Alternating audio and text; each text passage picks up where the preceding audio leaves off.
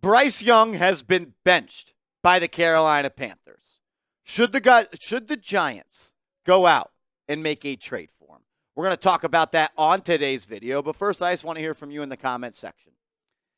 Which guy would you rather have under center? Is it Daniel Jones? Is it Bryce Young? Let me know your thoughts down in the comment section. I would like everybody to sound off for me. DJ or Bryce Young? Let me know.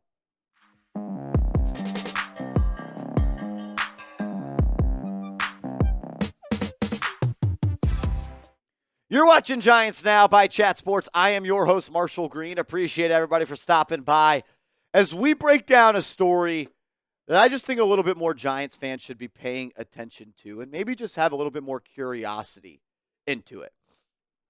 Adam Schefter broke the news today. The Panthers are benching former number 1 overall pick Bryce Young per sources. Andy Dalton is the new Carolina Panthers QB. First thing I said when I saw this is, should the Giants call? And I thought about it, put my thoughts on paper, and I believe the New York Giants should call. Look, Bryce Young has not been good in the NFL. Bryce Young has been horrible to start the NFL season. First game against the New Orleans Saints, he looked terrible. 13-30, sub 45% completion rate, 161 yards on 13 attempts, threw 2 picks. Week 2 was no better against the Chargers. Higher completion percentage, but he only totaled 84 yards on 18 completions. And he turned the ball over again. He wasn't really all that good his rookie year either. Completed less than 60% of his passes. Threw for less than 3 stacks in 16 games played. 11 TDs to 10 interceptions. Has not been good. There's no doubt about it. I am not going to come up here and tell you that Bryce Young has been good through 18 games as an NFL starter. But I will say this. I have a hard time believing that Bryce Young just forgot how to play football. The dude was the best quarterback in the country at Alabama. He won the Heisman. He was a blue chip prospect coming out of high school. I have a hard time believing that he is just done, that he is just trash, that he is not a good football player. And I've seen a lot of people come at me on Twitter saying the dude stinks. He stinks. You know what? He has stunk. He has not been good. But can we at least be consistent? Can we stop being biased? We can't give excuses for Daniel Jones about the lack of talent, the offensive line being no good, the coaching staff changes, this, that, and the third. You can't do that for Daniel Jones if you're not going to do that for Bryce Young. In fact, you should be doing that for Bryce Young and not Daniel Jones, because Bryce Young has been in the NFL for 19 games. Daniel Jones is going on his 6th season. You can't have it both ways. Take off your homer jersey. Judge the situation for what it is. John Mara says we've done everything to screw up Daniel Jones. The Panthers did the exact same thing with Bryce Young. One was just the Heisman, and one was a 0-star commit going to Duke. I tweeted this out on Monday and said the New York Giants should trade for Bryce Young and give him the rest of the season to see if he could turn it around. Very polarizing on Twitter.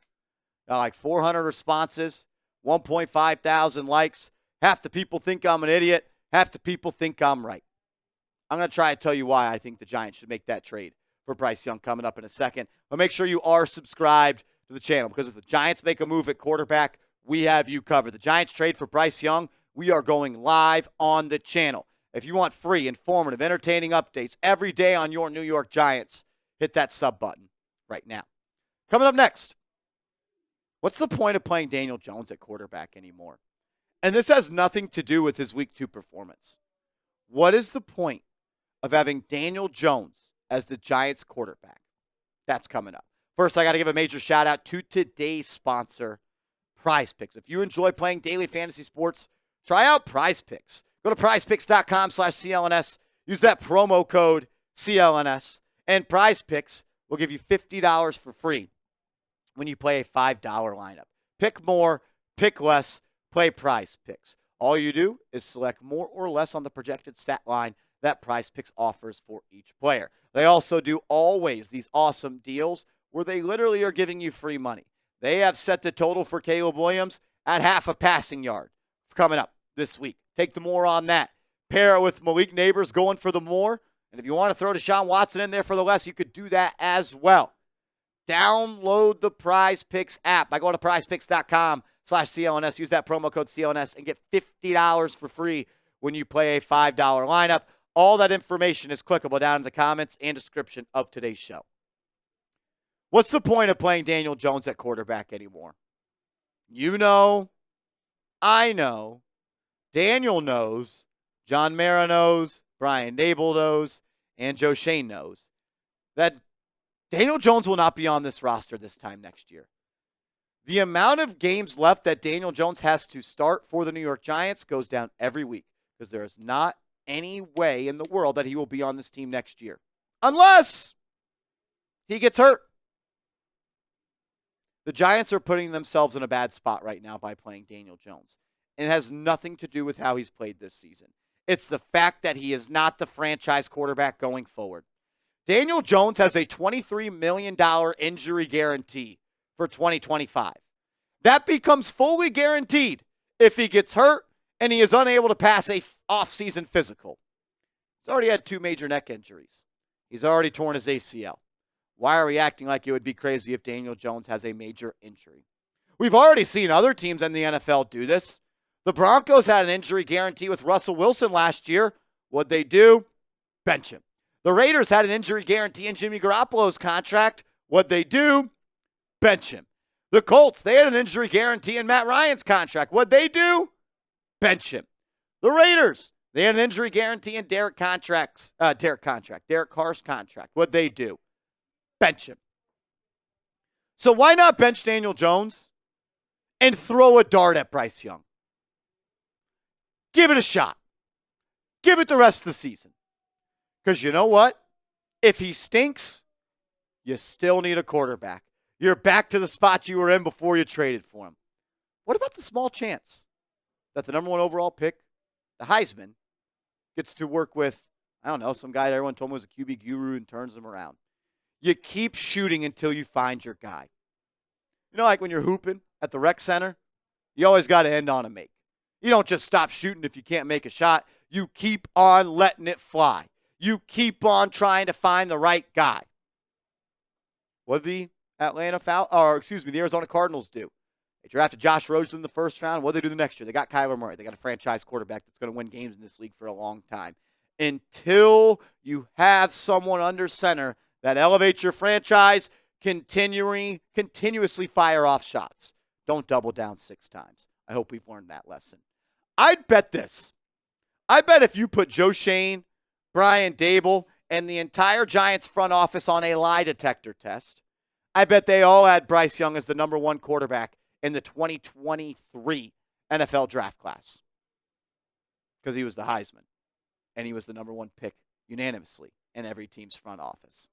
And if Brian Daboll is the QB whisperer that saved Josh Allen, that elevated Josh Allen, that got this job for what he did with the quarterback, how about give him a guy that you had as the number 1 quarterback in a draft class that won the Heisman, that was dominant at Alabama, and that was a blue chip prospect coming out of high school? Give it 10 games. It's really a win-win situation. What do you lose by trading for Bryce Young? Maybe the price that it costs to go get him. And this is all dependent on what the price is. And I'm not sure what it is, but it's still a win-win. You trade for him, he plays good, you got a quarterback. You trade for him and he plays bad, you need a quarterback. You already need a quarterback. Nothing bad can come of a Bryce Young trade.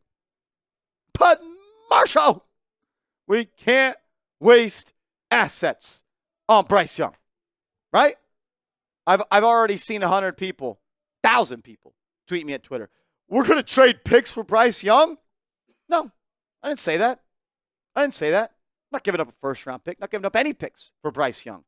How about we trade our bust for their bust? How about we trade our backup right tackle, number 7 overall pick, who can't play his 3rd year in the NFL, for a guy that they just benched. How about Dan Morgan and his buddy Joe Shane get on the phone and they make a deal happen? You're telling me you wouldn't trade Evan Neal for Bryce Young? You are lying, because Evan Neal doesn't even play football right now. This is the deal you offer. And if you have to throw in a sixth, if you have to throw in a seventh, then so be it. But at least give this fan base something to look forward to, because we're already talking about doing mock drafts. Would you make this trade? Would you make this trade? Type T for trade. Type P for pass. This is an easy accept. This is an easy accept.